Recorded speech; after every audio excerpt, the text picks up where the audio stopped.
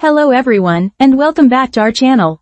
Today, let's explore together how to approach one of the most concerning challenges many parents face, when their children seem to have lost their drive to try new things or engage with activities that once excited them. If you've been watching your child retreat from challenges, showing little interest in learning new skills, or simply saying no to opportunities that could help them grow, please know that you're not alone in this experience. This situation is more common than many people realize, and there are scientifically backed approaches that can help restore your child's natural motivation to explore and thrive. Understanding what's happening in your child's brain when they show signs of apathy or lack of motivation is crucial for finding effective solutions. Current research suggests that childhood apathy isn't simply laziness or defiance, but rather a complex neurobiological condition that affects specific motivation circuits in the developing brain. The Apathy Motivation Index-Child version study, published in recent years and conducted across 191 young people aged 8 to 17, has revolutionized our understanding of how motivation works in children and adolescents. This comprehensive research found that childhood apathy affects three distinct domains in the brain.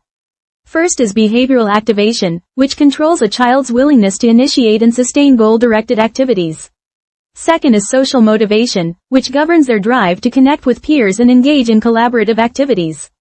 Third is emotional sensitivity, which affects how they respond to emotional rewards and feedback from their environment. When any of these systems is disrupted, children may appear unmotivated or disinterested in activities they once enjoyed. Harvard's Center on the Developing Child has provided groundbreaking insights into the biological foundations of motivation. Their research demonstrates that intrinsically motivated exploratory behaviors, the kind that drive children to naturally learn and explore, are controlled by dopaminergic systems in the brain. These are the same neural pathways that process rewards and create the feelings of satisfaction and accomplishment that motivate us to continue engaging with challenging tasks. What makes this particularly relevant for children is that the prefrontal subcortical circuitry and dopamine signaling undergo profound developmental changes during childhood and adolescence. This means that the brain systems responsible for motivation are still developing and can be significantly influenced by environmental factors. Recent brain imaging studies have shown that when children are intrinsically motivated, specific neural regions central to dopamine systems become highly active, creating a positive feedback loop that encourages continued engagement and learning. One of the most significant findings from recent neuroscience research is that dopamine acts as what scientists call a learning progress signal. This means that children's brains are naturally programmed to seek out situations where they can make measurable progress in learning new skills or understanding new concepts. When this system is functioning properly, children feel naturally drawn to activities that challenge them at just the right level, neither too easy nor impossibly difficult. However, research has also revealed concerning trends about how modern environments can disrupt these natural motivation systems. Studies examining children with attention difficulties have found that limited dopamine receptor availability in reward systems makes some children more dependent on external stimulation rather than internal motivation. This research helps explain why many children today seem to require constant entertainment or external rewards to maintain engagement with activities. Now let's explore practical methods that can help restore your child's natural drive and motivation. These approaches are based on the scientific evidence we've discussed and focus on supporting the healthy development of intrinsic motivation systems. The first method is implementing what researchers call a dopamine system reset protocol.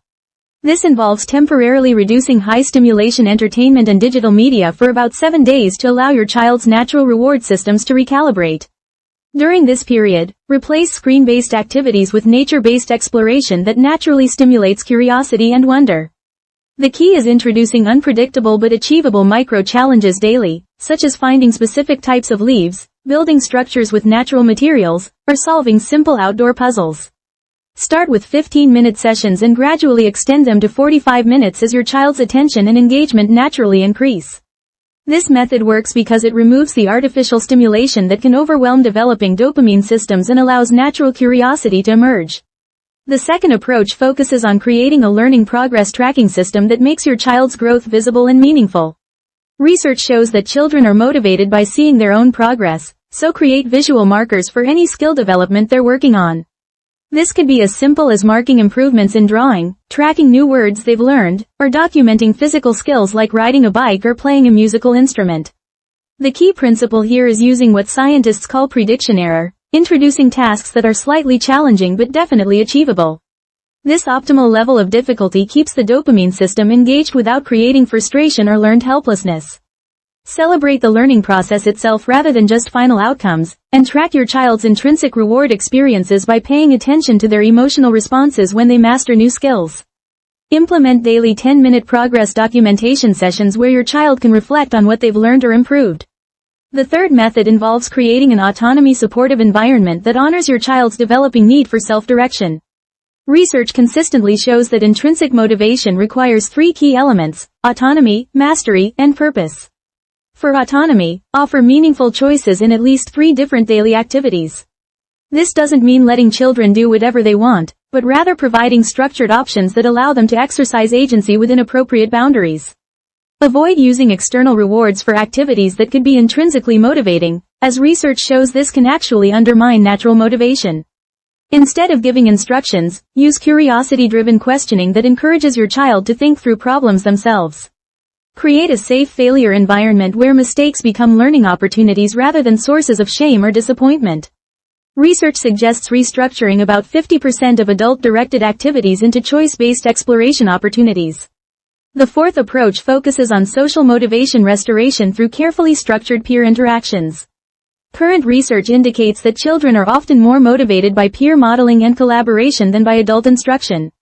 Facilitate collaborative projects with other children who share similar interests, focusing on contribution to something larger than themselves. This could involve community service projects, group art or music activities, or collaborative problem-solving challenges. The key is ensuring that these interactions focus on shared goals rather than competition. Schedule 2 to 3 meaningful peer interaction opportunities weekly that emphasize cooperation and mutual support rather than individual achievement. The fifth method involves emotional sensitivity calibration, which helps children develop healthy relationships with their emotional responses to challenges. When your child faces difficulties or setbacks, validate their emotional responses without immediately jumping into problem-solving mode. Research shows that children need to feel understood before they can effectively engage with solutions. Teach emotional granularity by helping your child identify and name specific feelings beyond just good or bad. Practice mindful awareness of motivation fluctuations through daily 5-minute emotional check-ins where your child can notice and describe their current motivational state without judgment. For optimal results, remember that external rewards should never be used for intrinsically motivating activities, as this can actually reduce natural motivation over time. Maintain an optimal challenge level where your child succeeds about 70% of the time, as this prevents learned helplessness while still providing enough challenge to engage the learning progress systems in their brain. Focus on mastery goals, helping your child improve their own skills and understanding, rather than performance goals that compare them to others.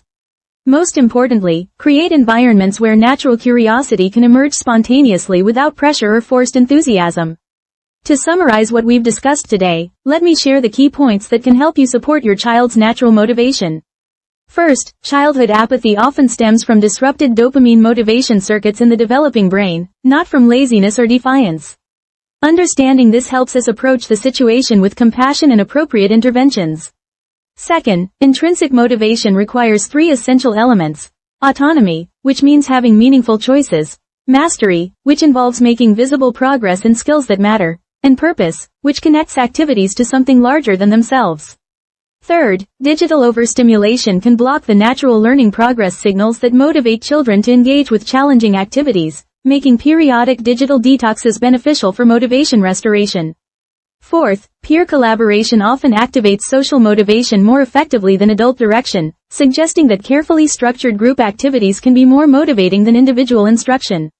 Fifth, emotional validation must precede any attempts at motivation restoration, as children need to feel understood before they can effectively engage with solutions.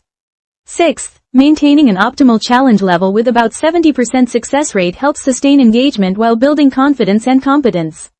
Your child's motivation isn't permanently lost, it's simply waiting to be rediscovered through approaches that honor how their developing brain actually works.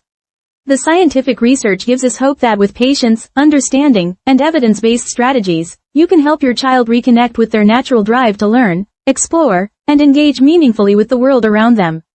Change may not happen overnight, but many families have found that implementing these strategies gradually leads to meaningful improvements in their children's engagement and enthusiasm for life.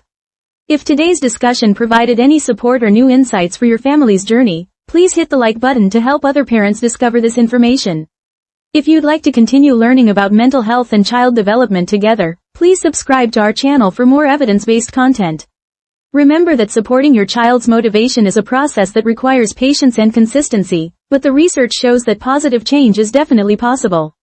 May your hearts feel a little lighter knowing that there are proven paths forward.